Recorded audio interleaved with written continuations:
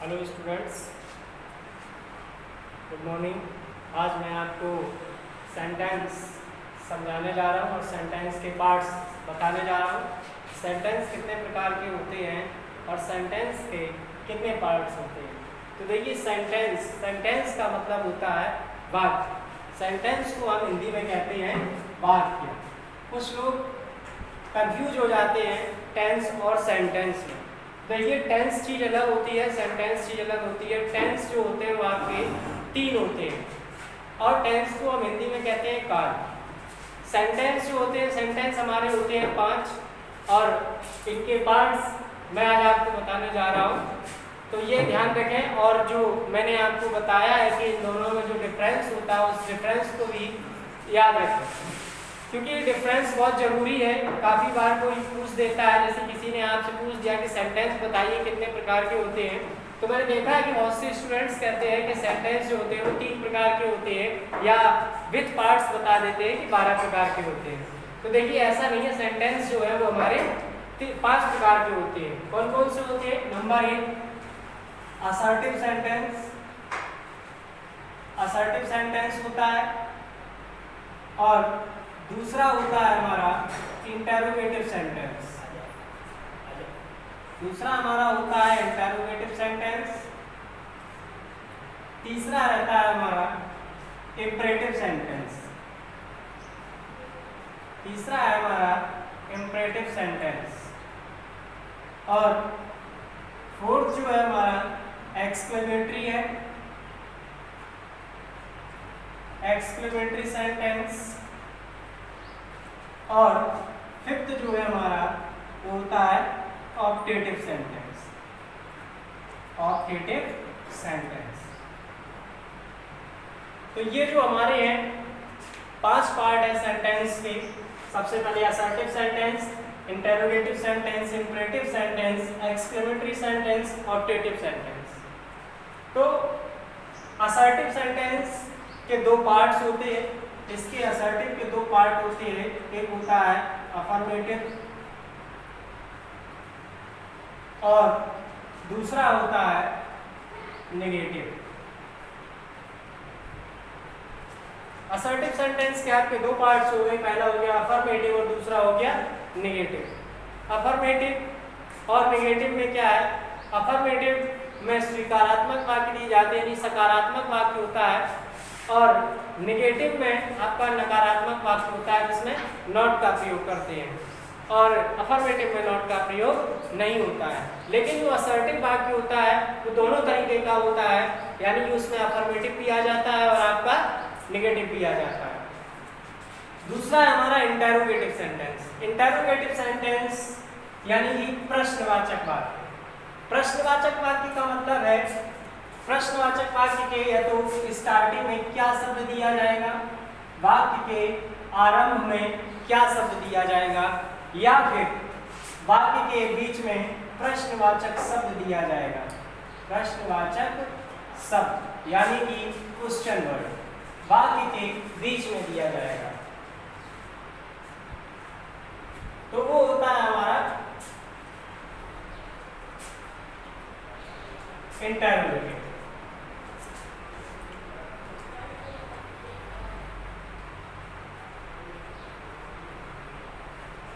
ठीक है, तो हमारे ये 2 सेंटेंस हो गए। पहला है असर्टिव सेंटेंस, दूसरा है इंटरोगेटिव। इंटरोगेटिव को कैसे पहचानेंगे? या तो वाक्य के आरंभ में क्या शब्द दिया जाएगा या फिर वाक्य के बीच में प्रश्नवाचक शब्द दिया जाएगा। अच्छा, एक चीज और समझ लें आप लोग कि प्रश्नवाचक शब्द यानी क्वेश्चन वर्ड को हम WH वर्ड भी कहते हैं। WH वर्ड हम इसलिए कहते हैं क्योंकि जितने भी वर्ड मोस्टली हमारे हैं, जैसे why, when, where, who, whom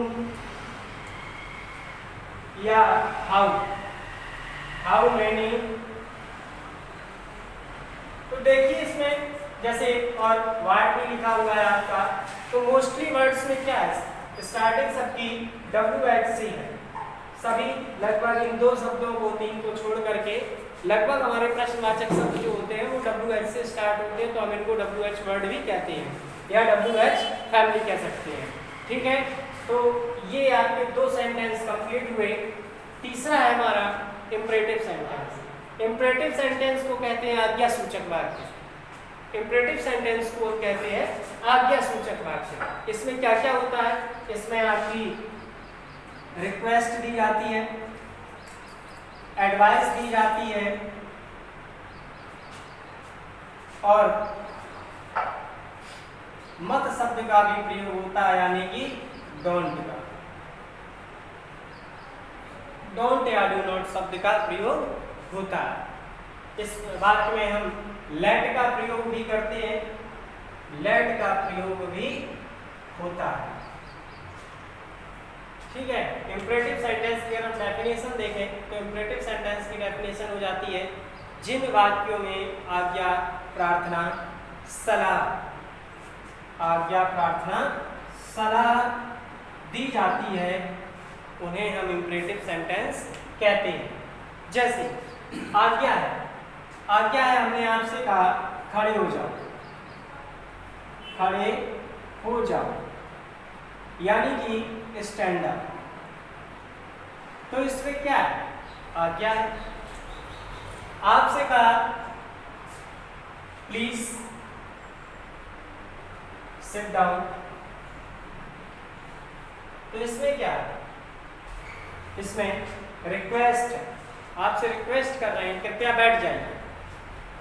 उसके बाद एडवाइस, सलाह है, जैसे आपको सलाह देनी है तो हमने कहा don't go there because there is danger, because there is danger, क्योंकि वहां खतरा है, वहां मत जाओ क्योंकि वहां खतरा है। तो इसमें क्या होगा?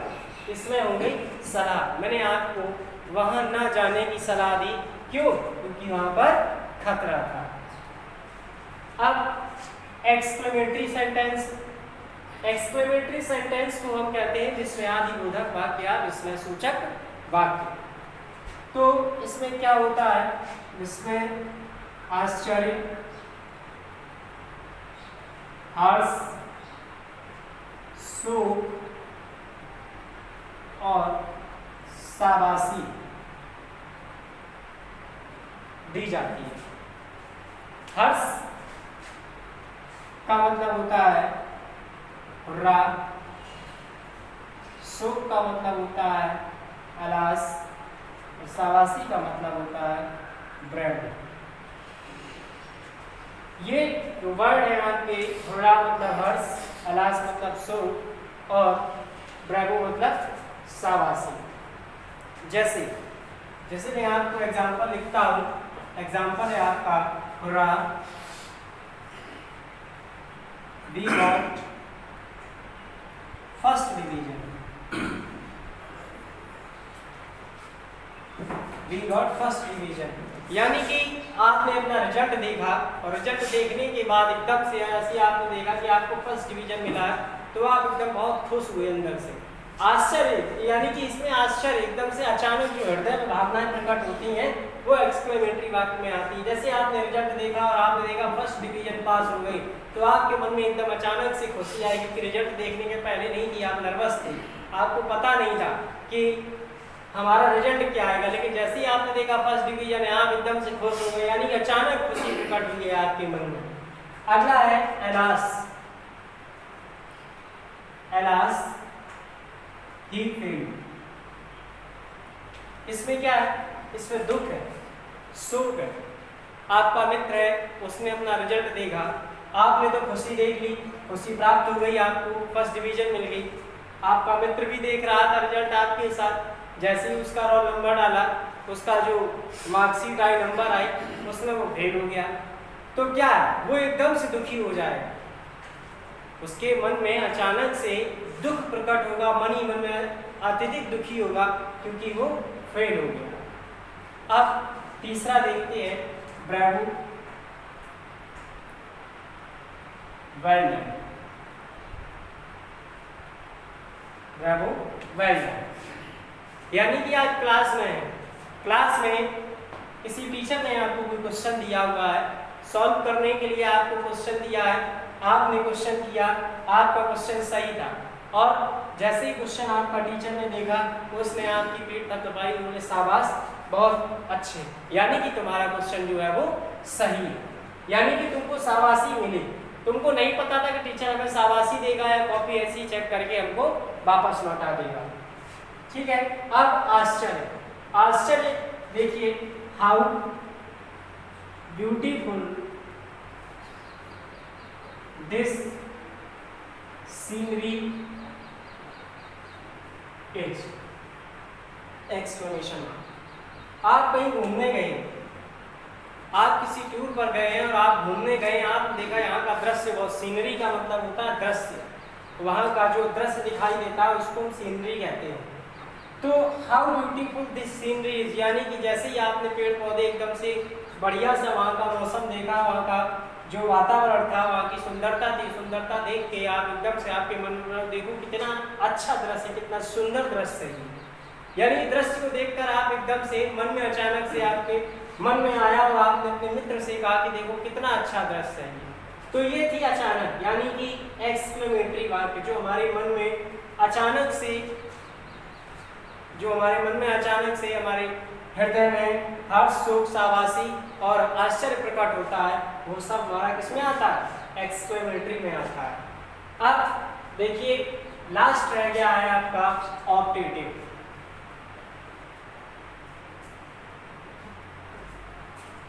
फिफ्थ नंबर है आपका optative, optative sentence. Optative sentence में क्या होता है? इसमें आपको आशीर्वाद, वरदान या अभिशाप दिया जाता है, या अभिशाप दिया जाता है। जैसे आप अपने बड़े बुजुर्गों के चरण स्पर्श करते हैं या उनको प्रणाम करते हैं, तो वो आपको क्या देते हैं? आशीर्वाद, ठीक है, या वरदान। आपने उनके चरण स्पर्श किए तो आपसे कहते हैं भगवान तुम्हारा भला करे, या जुग जुग जियो, खुश रहो, फूलो फूलो, लंबी उम्र हो। तो ये सब क्या है? आशीर्वाद या वरदान मिलता है आपको। और इन शब्दों की शुरुआत जो है मे या मे गॉड से होती है, मे या मे गॉड से होती है। जैसे आपसे कहा कि तुम्हारी उम्र लंबी, जुग जुग जियो। जुग जुग जियो का मतलब होता है कि आपकी उम्र लंबी हो, यानी कि मे यू लिव लॉन्ग, आप दीर्घायु हो। मे यू लिव लॉन्ग, आप दीर्घायु हो। अब दूसरा है भगवान तुम्हारा भला करे, तो may God bless you, may God bless you. तो ये तो चीज हो गई हमारी वरदान और अभिशाप, सॉरी आशीर्वाद की। अब क्या है? अभिशाप है। अभिशाप का मतलब होता है कोसना, है ना? कोसना क्या हुआ? आपका पेन किसी ने, आपके मित्र ने आपके क्लास में से, आपके बैग से पेन निकाल लिया, आपको पता नहीं है, आप पूछ रहे हैं सबसे, आप किसी ने आपको नहीं बताया कि हमारा जो पेन है वो किसने ले लिया। उसको गुस्सा आ रहा है, अब वो कहता है जिसने भी मेरा पेन चुराया हो उसका भी पेन चोरी हो जाए। यानी क्या? ये उसने आपको अभिशाप दिया, बददुआ दे रहा है, आपको कोस रहा है कि अगर जिसने भी मेरा पेन चुराया हो उसका भी पेन चोरी हो जाए, यानी कि आपका भी पेन चोरी हो जाए। तो ये है अभिशाप। जैसे अगला है, जैसे किसी के घर चोरी हुई है, तो उस वृद्ध महिला ने कहा कि जिसने मेरा धन चुराया है, जिसने मेरी संपत्ति चोरी की है, वो नरक में जाए, या उसका एक्सीडेंट हो जाए, वो मर जाए, कुछ भी किसी भी तरह की बददुआएं वो आपको दे सकता है। जैसे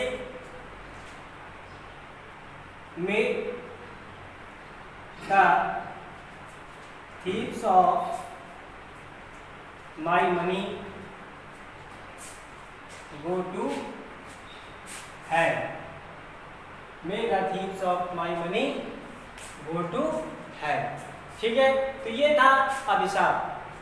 तो यानी कि हमने आशीर्वाद, वरदान, अभिशाप तीनों देख लिए और आपके जो सेंटेंस के पार्ट्स थे ये भी मैंने आपको समझा दिए हैं। अगर आपको कोई चीज़ समझ में नहीं आती है वीडियो में तो आप मुझसे कमेंट बॉक्स में आकर के पूछ सकते हैं। अगर आपको कोई कंफ्यूजन रहती है, कोई चीज़ नहीं समझ में आती है तो आप मुझसे कमेंट बॉक्स में आकर के पूछ लें। ठीक है स्टूडेंट्स।